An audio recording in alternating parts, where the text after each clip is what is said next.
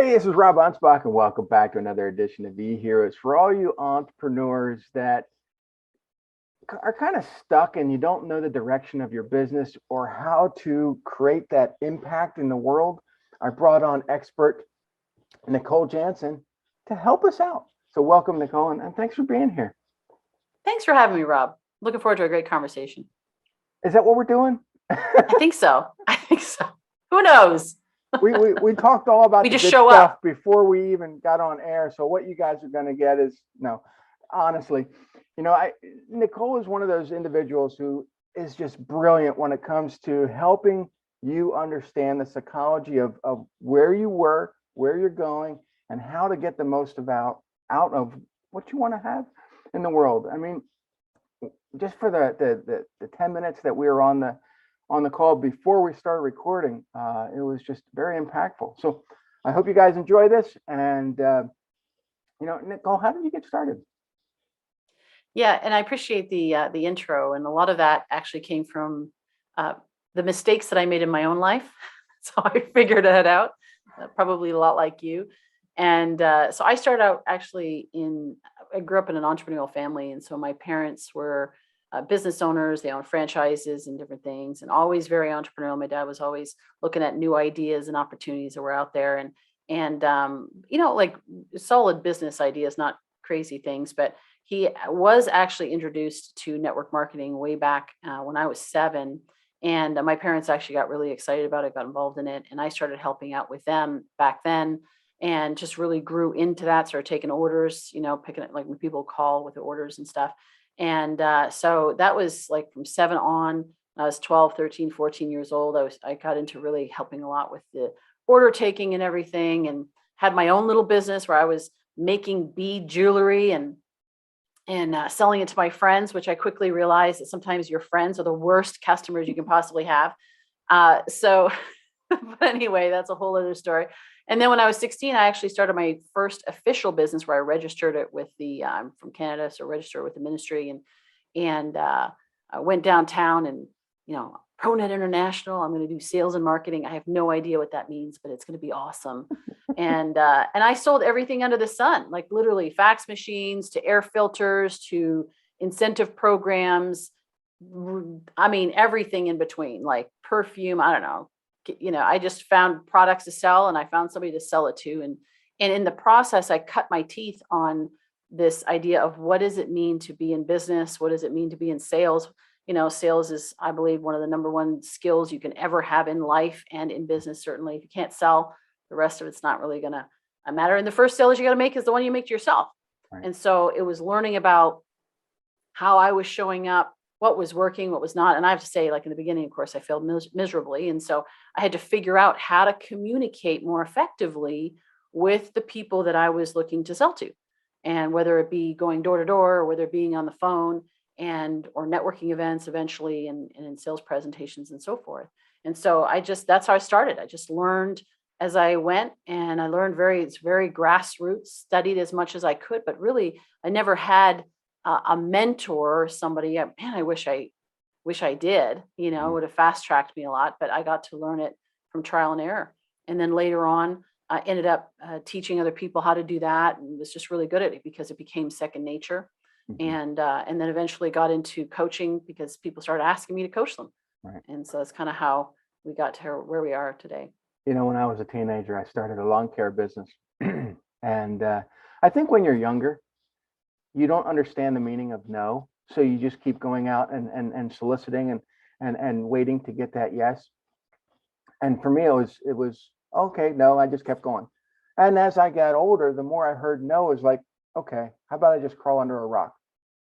And I think entrepreneurs need to go back to when they were that teenager that and start saying, okay, no is just another opportunity to get to yes somewhere else.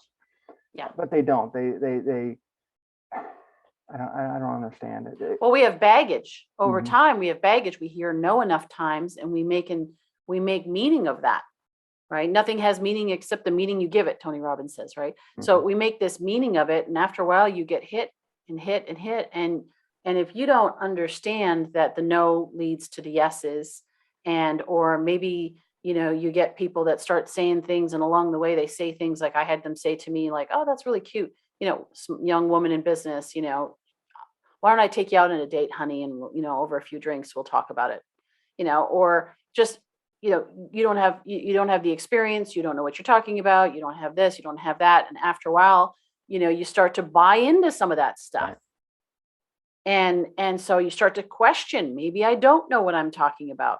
I was actually, for a while there, I was actually asking myself the wrong questions, which was not helping, which was like, what's wrong with me? What am I doing wrong? Why are these people not listening to me?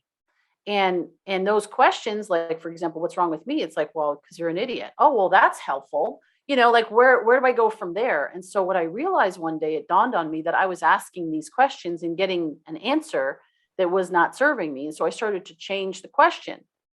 What do I need to do differently in order for them to listen? How could I be better in this? What did I learn from this interaction? What worked about it? What didn't work? What did I learn? What would I do next time that might be better? And so I started asking myself different questions. And as I asked myself different questions, I got different answers, because our subconscious mind is a problem solver. It'll give you it'll either validate if you give it a statement saying, oh, I'll never be able to do this. It goes, oh, okay, sure. Here's all the reasons why you'll never be able to do it. Let me help you out with that. But if you ask it a question and you say, what do I need to do differently? How can I improve on this? Then it goes to work and says, okay, well, let me see. How can you go to work to improve on this? I mean, at one point I was doing these sales calls, just dialing for dollars, and I'm going through them. And all of a sudden it dawned on me. It was like,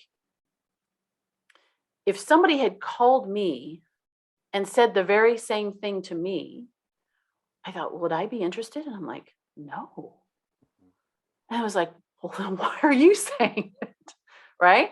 Oh, what would I say that would cause me to be interested? And why don't I say that and start working and developing that? Of course, you got to tailor to who you're talking to, but using that, and that like changed everything. I mean, my conversion rate went from being abysmal, no, to, 1 out of 3. People handed me like Scott directories, random directories. I'd go through the list, call people cold, and I could get an appointment, a physical at that time, back in the day when we actually met in person, people saw humans face to face. And I would get an appointment 1 out of 3. So if I talked to 30 people in a day, I'd book 10 appointments, like clockwork. It didn't matter what I was selling. It was just like clockwork. But it took the shift in mindset. You can talk tactics all day long. You can talk about behavior modification all day long, but it was a shift in mindset. Start asking myself different questions, which also identified in that, what are the beliefs that I had? There was something wrong about me. What's that about? Why do I feel there's something wrong? Right. So there's a whole lot more we can get into. And you talk about behavior modification, and I usually use the word personality disruption, because for me, it was a shift in how to be real, and a lot of people who have listened to my podcast know that I'm very sarcastic, and I use that sarcasm as my superpower. But for a long, long time, I suppressed that because I wanted people to like me. You ever get that point? How many people have genuinely asked people, oh my God, how can you like me better? Well, I don't want those people as clients, honestly. If I have to ask you to like me, it's not going to work. So, well, if I need to know, if I need people to like me, what I'm actually saying is there's a primary lie that I think we learn as kids. And it's some version of not enough. Right. And it'll sound different based on personalities. I'm trained in personality dynamics, so I understand the different, ways that this can come out. So it might come out as, I'm not lovable enough, or I'm not good enough, I'm not smart enough, I'm not fast enough, or, I'm insignificant, I'm not important. But it's always this not enough, right? And so this is amazing. It actually drives even very highly successful people who don't realize that the reason why they're so driven is because they're trying to outrun that belief that they learned when they were a kid. They're trying to prove to their dad or their mom, or they're trying to prove to themselves. It's usually somebody else, right? But they're trying to prove that they're enough. And so I need people to like me and to say that I'm okay, because I need that validation to prove that that lie that I learned about myself is actually not true. But then you know what? Life gives you this opportunity to learn that and get like become really face to face with it. And I did come face to face with this reality that, you know what? I'm a success and I'm a failure. I'm all of yes, and I'm all these things. And so now what? Mm-hmm. And it's what you do in that moment where it's like, okay, well, who am I really? Outside of all, when you take all of that away. So we built a very successful 7-figure business by the time I was in my mid-20s. I thought that's what I was going to do the rest of my life. And then it all fell apart. And I was sat facing this idea of like, well, now what? What the heck just happened? Right. Had my pity party. And then now what? And when you have all of that taken away from you and you're just left with like starting over, it really does force you to look at the core of who you are. Because I'm not the successes, I'm not the accomplishments, I'm not the things that I've acquired, I'm not even what anybody else says. I am that I am. I am who I am, and I'm valuable because I am, not because of what I do. Right. And then you get to the point where you're like, I appreciate when people acknowledge or compliment. It's like, oh, thank you. But it doesn't add any value to me, actually. Right. And it doesn't take away any value if they don't say it or if they say something negative. And then you're like, whatever, you can say whatever you want. I know who I am. It's okay. Yeah. And I appreciate that you have that opinion. And I think that's what really hurts a lot of people's psyche is when they see a review about themselves or a business that they own on Google or Facebook or Amazon or wherever they see the review, and it's negative. And instead of focusing on all the positive reviews they've gotten, they focus on that one negative review, and their whole day's shot or their whole week's shot. And some people even think about it the whole month, which is crazy to me, because I look at it 2 minutes later, I'm like, whatever, and I go about my day. But that's resilience. That's emotional resilience, right? Yeah. Because you can say, oh man, that's a shame you don't like it, but you can go on with your day. Mm-hmm. We think about resilience a lot of times as like, how do you power through? How do you grind it out? How do you push through the difficult seasons, right? Or the difficult days, and what if it wasn't about having to push through it, to struggle through it? What if it was just going, okay, and just keep moving? Yeah, it's doesn't have to be that hard.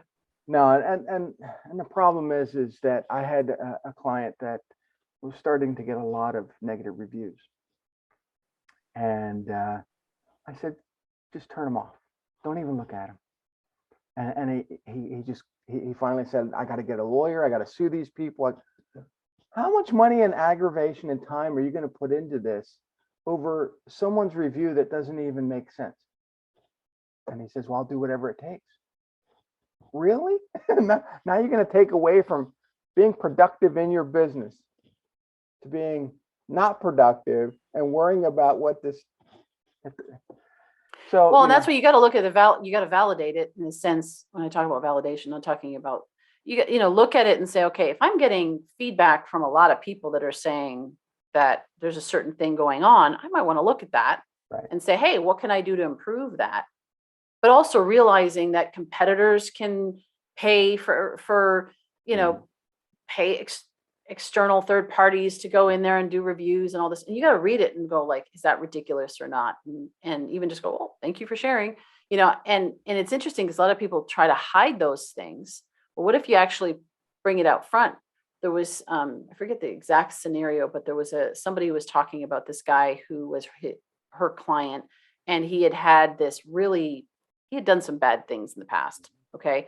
And now he's over here and he's got this new life and he's going to do these great things and so forth.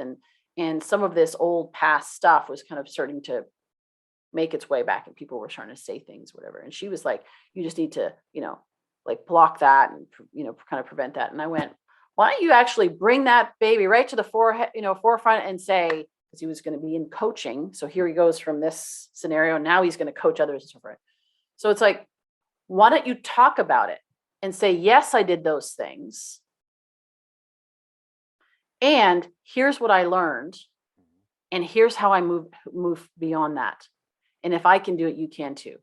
And that becomes his superpower, is helping people to go through difficult times, as is it, and move forward and create the transformation, the impact that they want to create in their life. You're not your old story anymore. And what freedom, what a testimony that could be to others.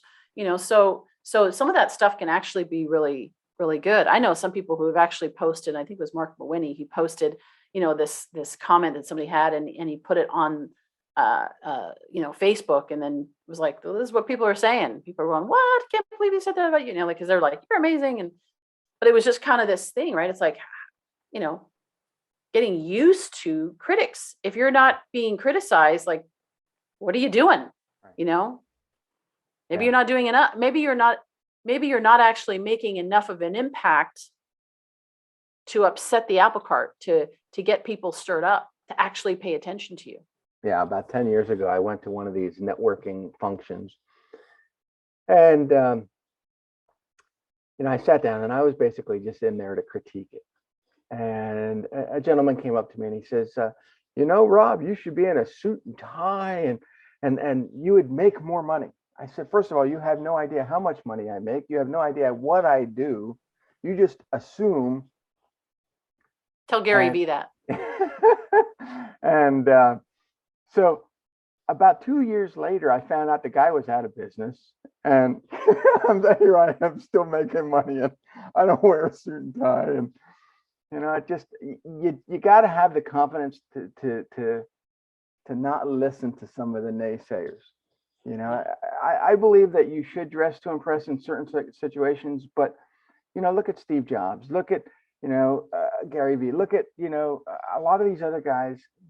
They're comfortable in their own shoes.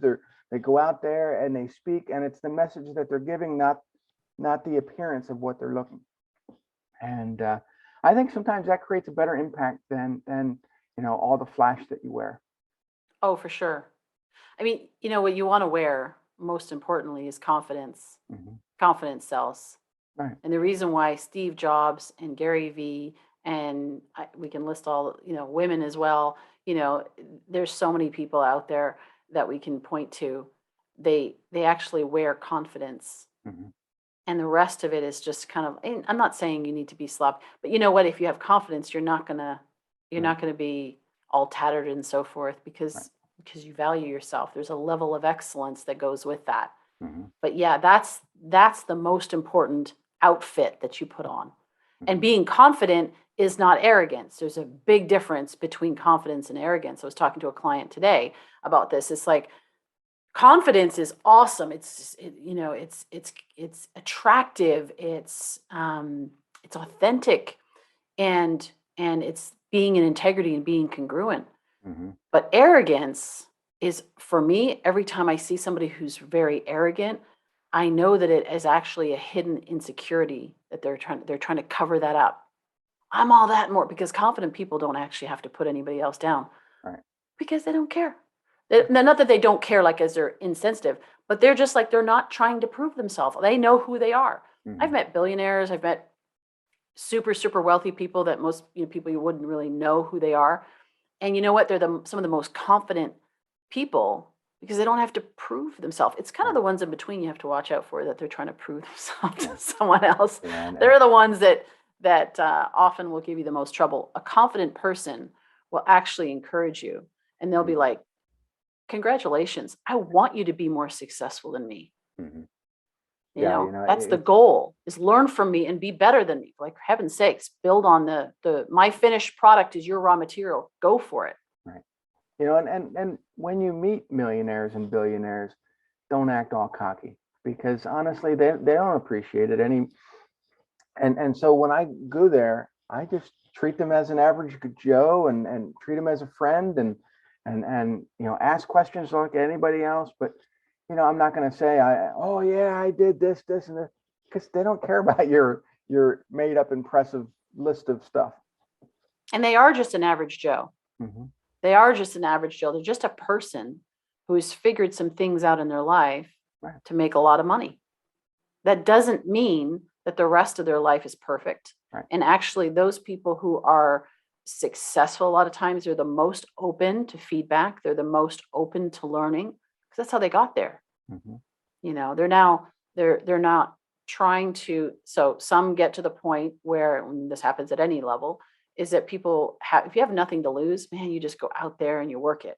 And then you get to that point where now I got something to lose. Now I gotta put the air on. I gotta pretend and all this kind of stuff, right? And then they start playing not to lose. So they first of all play to win. That's what gets them, you know, a level of success. And then they start playing not to lose. And so I've challenged people on that, and they go, oh, I'm all that and more. I'm like, congratulations, that's great. Mm-hmm. So are you playing to win right now, or are you playing not to lose? Because you can't win a game on defense. You can minimize what the competitor, the other side, you know, the other team does, but you can't win a game. Mm-hmm. The very best you could ever do on a full defense game is have a 0-tie game. So, you know, and the fact is that, you know, when you want to grow, you want to play to win, you want to make an impact. You talked about making an impact. You got to play to win, not win, lose. Right. Like I'm winning against, but I'm winning because I'm being the best version of me. I'm allowing the best version of me to show up. Yeah, and allowing is really the word, because it's us that we're the ones that are preventing, and all the masks and the stuff that we put on is actually preventing us from the best version. Once we let go of all that, and it's like, we just relax. It's actually, you don't have to work really hard to be Rob. I'm pretty sure it's like, you know, I'm good at that. Right. I've been doing that for a long time. It's actually less work. Well, just being Rob. Right. And speaking of games, you know, I always found that when I had to compete on the level of someone else's game, it never worked because they controlled the rules. So I created my own game where I was the game master. I made the rules. And for me, it worked out so much better because then I was only competing against myself. I had nobody else to answer to.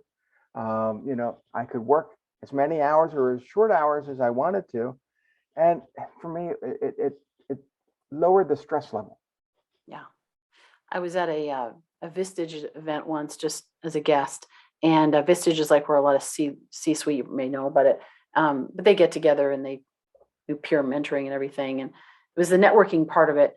And this guy comes up to me and he's like, so like, what do you do? You know, he was just like, this whole thing showed up before he even opened his mouth. And I was like, what's that about? And so I said, I didn't give him any kind of fancy line. I said, I'm a business coach at the time. And he goes, oh, business coaches, there's all sorts of those around. And I went, okay, yeah, guess so. And he goes, well, are you worried about them? Or are you concerned about that? I went, no, not. Because like you said, I'm playing my own game. I'm not trying to compare myself to them and compete at their game. Mm-hmm. And there's so much, if we just let go of the criticism, the comparison, and all of that, and just run the race that's set before us, play our own game. I think of one of my mentors, Blair Singer. He's brilliant. And we were in this a very intensive training program, and he plays volleyball. He gets people playing volleyball. And it's so funny because the team oftentimes, like, they're so worried about what's happening on the other side of the court, right? They're like, well, what are they doing? Oh my gosh, we got this team that's like so amazing. And he's like, look, you don't have to worry about what's happening on the other side of the court. You got enough stuff going on your side. Mm-hmm. How about you focus there? When the ball comes over, then you can deal with it. But don't be worrying about what they're all doing. You spent so much time over there, so much time with what is a competition doing? What is this doing? What is that? How about you just focus on you and be the best version of you? Yeah. Yeah. And I noticed that we get hung up on, as entrepreneurs, we get hung up on what our competitors are doing. And, I always tell people, I don't have any competitors. And they're like, well, yeah, you do. You got people doing publishing and social media and SEO. I said, yeah, but they don't do things the way I do in the manner I do it. So I have no competition. And they're like, oh, Rob, you don't make any sense. Well, there's the underlying from that is the not enoughness we talked about earlier, mm-hmm. is the scarcity mindset. And when you have a mindset, and it's fascinating because I realized this, that it just dawned on me one day. I was like, wow, we're all trying to, because abundance was a big term for, and still is, but it was like this big thing, right, for buzzword for a while. And I thought, wow, it's so interesting. Most of us are actually trying to get to abundance through scarcity. Mm-hmm. How do I get more clients? How do I gain more followers? How do I get more notoriety? How do I make more money? Right? How do I, whatever, fill in the blank. And you can't get to abundance with that scarcity. I have to get. Mm-hmm. What is my competition thinking and so forth? That's all scarcity mindset, which again goes back to the not enoughness. But if I know that I'm enough, and I know that what I bring to the table has value, and you know what, so do you, and that's awesome. And you know what, we could probably collaborate rather than try to compete. Right. Then we can create, because if the outcome is actually creating value and impact, then it's not about you or me. It's not an either or conversation. It's a yes and. How can we both win? Mm-hmm. It's a different question. And that's what the premise of the EHeroes podcast was all about. It wasn't about me. It was about me bringing on other brilliant entrepreneurs that could share their knowledge with others. Because to me, it's all about not only teaching the next set of entrepreneurs that want to come in and be in this arena, but play the game how they want to play the game. Yeah. And I've interviewed people that do what I do. That publish books and do SEO. And to me, it never bothered me, because if they get jobs, great. If I get jobs, great. We all win. That's right. There's more than enough out there. And anyone that argues and says there's not enough, go look at nature, look outside, look at trees, look at the grass. There's no shortage. Yeah. The world is abundant. If you're not experiencing not you, your listeners, if they're not experiencing abundance, right? Because I know you're experiencing abundance. If your listeners are not experiencing abundance, then I would challenge you to maybe change your lens, because maybe you're just not seeing it. Maybe it's actually floating all around you, but you're so busy looking through the lens of scarcity or the lens of not enoughness or trying to prove and all the things that we've talked about, that you actually can't even see all the abundance that's flowing on around you. Right. You change a subtle, and that's what I do with clients, is helping them transform the way they see themselves, the way they see others, and the way they see the world around them. But it's through the lens of the way they see themselves. That lens is actually the lens in which they see others and the world around them. So we get to start there. And then it's like all of a sudden they go, whoa, I never even noticed this. Right. That person's been passing by me, and I'm never, or Facebook or whatever, even physically, you just don't even know. You don't even notice. Like I'm sure, been in the airport and you're sitting there and you strike up a conversation with somebody, turns into a client, turns into a referral source, whatever the case is, but you're just present to what's around you. Right. And there is more than enough for everyone to prosper. Oh yeah. Yeah. This is a huge world, billions of people live here. And to me, all I need is 20 clients a month. That's it. I don't need, I just got this thing on LinkedIn. Somebody was soliciting whatever business they were doing. Is for only $40,000 investment, we'll teach you how to get 100 clients and you'll make $200,000 to $300,000 a year. I do that for 20 clients. I'm like, no, thank you. That is a opposite sales pitch. Tell me, I'm gonna spend money. You're gonna work harder. Why would I want to invest in your system when I can invest in my system that doesn't require all that work? Yeah, but God bless them. They're trying to make it work. It's so just yeah. How do people find you? Where do they go? Well, they can go to leadersoftransformation.com. That's probably the best place. I have a podcast as well. And Michael Schmidlin, who introduced us a long time ago and then reintroduced us recently. Michael was on the show. I think he was like episode 11 or something, really early on, but we've done over 400 episodes. And we've had a lot of fun. Also on there is a coaching page, talks a little bit about the coaching that I provide. So if somebody's looking for that, they can even book a time and we'll have a conversation and talk about their specific situation, see how I can help them. And at the very least, as I said, there's 400 episodes. That's, almost 400 hours worth of awesome contact with amazing people. And for everyone listening, what I want you to do is after you're done listening to this one, go over to Nicole's, binge listen to 400 episodes, and then hire her. Thank you for that. And obviously I'm also on LinkedIn and Facebook and all of those places as well. You can find me under my name, which is Nicole Jansen. So, but thank you. Very easy, right? And everybody's got 400 hours that they can spare, right? What's nice is actually on the website, there's a search field. I am so grateful for my web guy who put this together. And he created a search field so you can actually type in, number one's in category. So you can look at the business category if you're looking for that, or leadership or mindset or whatever the case is.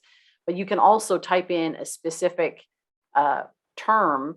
And if we've done an episode on it and we've tagged it for that, it'll show up. So don't make it easy. Narrow it down a little bit. No. Needle in a haystack. You got to listen to all 400. But they are all good, really good, I have to say. So. I'm not on one of them yet, but maybe. Yeah. Soon. Yeah. Coming to a podcast platform near you. Well, that's it, folks. We'll see you guys on the next episode. Hopefully you learned something, and just go out there and create an impact in the world. Adios.